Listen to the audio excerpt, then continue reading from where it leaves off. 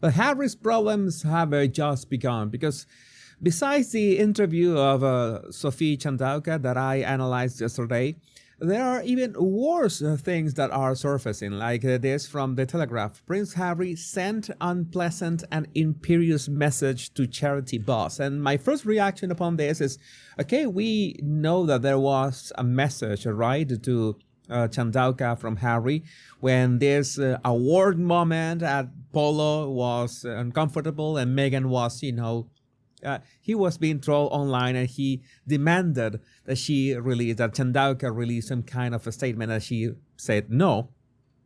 Well, this is beyond that. I was confused. This is another unpleasant and imperious message to her when she denied, like he was double down. The Duke of Sussex allegedly sent an unpleasant and imperious message to the head of the African charity he founded after she refused to issue a statement defending his wife. The Telegraph can reveal.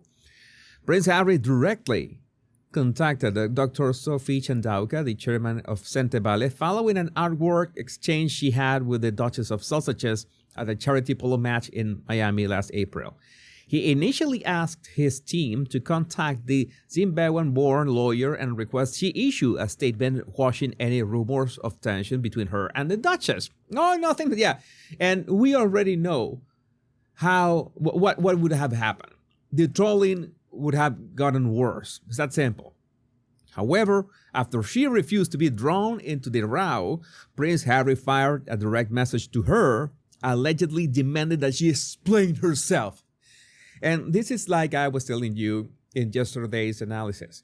It's like these people who are just plain narcissists, who are super privileged and pretend that their demands have to be heard and obeyed by anybody. They treat people like this. And we know that Harry is narcissist of the vulnerable kind. Not to say that he is nice or not. No, he uses his victim, who's his vulnerability, to try to manipulate people and pretend that because, he lost his mother and he's going to say it once again, I'm pretty sure. And this is his mother's dream and all that he says. I don't know how he's going to fix this.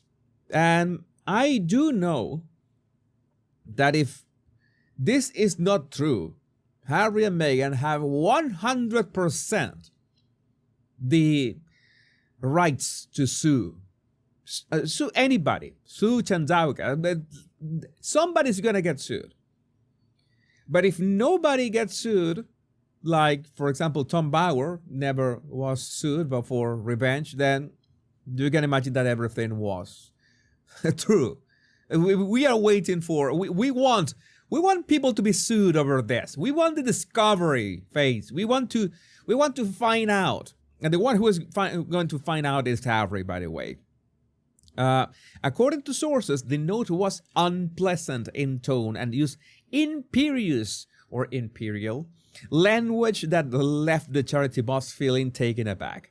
The Telegraph understands that her refusal to comply with the request to back Meghan contributed to the bitter dispute that this week saw the Duke resign as head of the HIV children's charity he co-founded almost 2 decades ago. It's no longer about HIV because HIV has dropped dramatically. That is a great thing, but now it's about 2 other topics that we're about to discuss.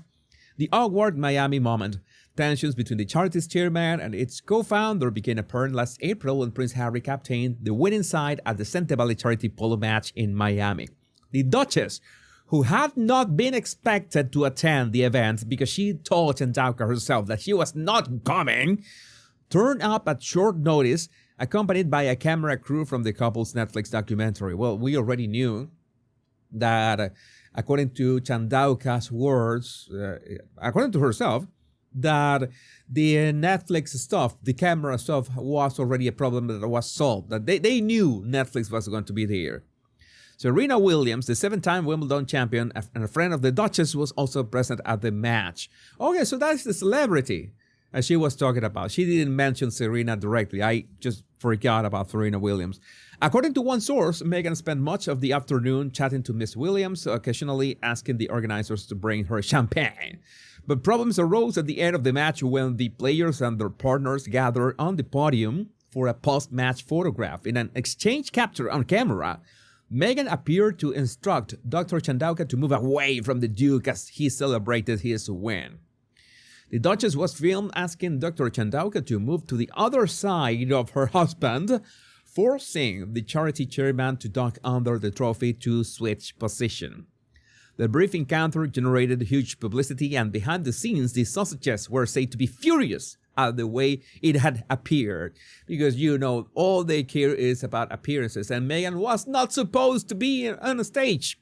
The Telegraph understands that a member of Prince Harry's team initially asked Dr. Chandauka to issue a statement dismissing any suggestions of attention.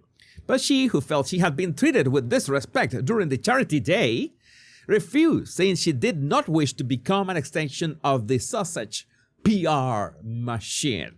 Well done. Yes, you're not going to use me for PR, either for positive PR or to fix whatever you think you're doing, showing up to an event that you have nothing to do with. And yeah, it's completely trashing it. Crashing it is the word? Trashing it, that's what Meghan does. The Duke then contacted her directly to complain about her actions, with sources describing the message as unpleasant. A spokesman for Centebale confirmed the Duke had sent the message. This is true. There is a document, they say. Centebale was launched in 2006. Okay, we already know that. Prince Harry wanted to eject me. We already know about these circumstances. But there are also some, let's say, reports, not reports, but an opinion, in this case by Richard Kay. As usual, take this with a grain of salt, but there are truths in here. How he faces an awful question. Does his royal brand have any kind of future? Harry doesn't have a royal brand anymore. You remember, Richard, when he said that just call me just Harry, and I guess that Meghan hit him when they arrived home? You cannot be just Harry. You have to be the Duke of Sausages. Remember that we are nothing without the titles. It's that simple. They're nothing without the titles, the monograms, the royal status, the Temu royal status, the rent a royal status, by the way. So part of Richard Kay says, it's not part of Richard Kay, no, the whole Richard Kay says, part of his opinion is to be accused of the offenses they have leveled at others with the sausages as the supposed victims must surely give even Harry pause for thought. But I don't think that happened, and please don't call me Shirley again. The prince will have to face a hard but inescapable question. Is there any future for his kind of royal brand? That is good. His kind of royal brand, like the kind of royal brand that you find at a Dollar Tree, or I don't know what is I forgot what is the equivalent in the UK. While Dr. Chandauka was touring the TV stations, another unpalatable truth, unpalatable for Harry at least, was taking shape. That his kind of white savior charitable endeavor is looking not just old-fashioned, but frankly out of time. Well, I have my ideas about this. This argument suggests that there is something unsavory about a charity devoted to the well-being of dirt poor black children being supported by moneyed, privileged white people. I think in this case, Richard is a bit off the mark. Because what is the problem if you're white or black if you're supporting people in need? I really don't get it, but well, let's continue. As one figure who helps royal with their charity profiles told me, watching glamorous rich people on horseback enjoying themselves while being po-faced about how it's for charity is not really a good look anymore. He's got a point. Polo is elitist, and the people who play it are elitist. Whatever the cause, it looks old-fashioned. He's got a point. If this does not ring alarm bells, it should. 3 years ago, on a tour of the Caribbean, Prince William and Catherine found themselves in a public relations disaster after they were photographed making contact with Jamaican children pushing their hands through a wire fence. To be fair, it was... They were in a football field, and the football field had a wire fence, and they were greeting the people who were on the other side. And, optics were the problem. And, everybody from, how is the name of this guy? This Count Barbicane, I forgot. I forgot his nickname. Discount Barbie came to Maruchan. They were up in arms over just optics. Critics accused them of taking part in a white savior party. Yeah, but those critics, you know that what they were doing. It was not the only misstep. Riding in an open-top Land Rover to review a military parade, which was part of customs in that country.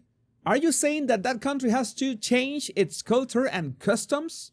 Because, oh no, this looks like white savior. That's why I told you that these people have... it's like they write their pieces and they don't read what they write. But again, that was an unfortunate reminder of a more deferential times. William left that trip vowing to change things. How are you going to change the customs of a country if they decide to parade you on a Land Rover and without a roof? Oh, that looks like white privilege. That is what people have in their heads. Definitely, it's silly. One wonders if Harry will have the wherewithal to realize he too must change. For all its noble virtues when he set it up in 2006, the circumstances surrounding Sente Valley today have changed. AIDS and HIV among young people were the central issues he wanted to address back then. 19 years later, Sente Valley's work has shifted to poverty and other climate-related problems. I didn't know that poverty, well, according to this writing, I don't want to think that he thinks that poverty is a climate-related problem. But even so, we can guess that if climate-related problems are 100% made up, it's like you're not gonna fix that, okay? You're not gonna fix that to something that doesn't exist. Heightened sensitivity about race has also played a significant part of the way charities operate. Comic Relief ditched its film of so-called white saviors amid research that showed there was rising resentment about such stereotypes. Oh no, give me a break. This is not, no, Rachel, I'm not gonna keep reading your stuff. We're gonna switch to the Fifth Files. There has a thought that maybe Harry should consider. Remember when Prince Harry sent the world on a wild goose chase looking for the royal racist? Turns out we were looking at the royal racist this whole time. No lies detected. This is the thing that we just find out. We knew this for some time, but again, I would love to know what do you think about this in the comments. My name is Jesus Enrique Rosas. I'm the Royal Rogue. Much love and bliss.